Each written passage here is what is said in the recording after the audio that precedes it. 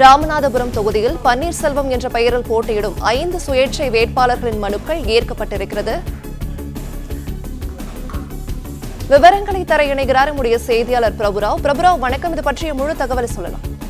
நிச்சயமாக ராமநாதபுரம் மக்களவை தேர்தலில் போட்டியிடுவதற்காக மொத்தமாக 42 வேட்பாளர்கள் 56 மனுக்களை வேட்புமனு தாக்கல் செய்திருந்தனர்.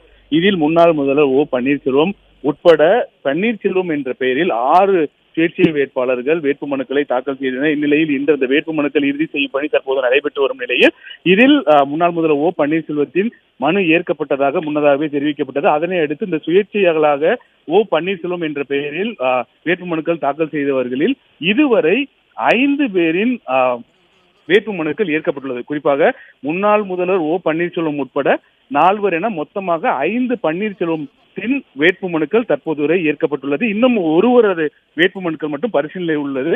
அது இறுதியில் முடிவில் தெரிய வரும் என தேர்தல் அலுவலர் தெரிவித்துள்ளார்.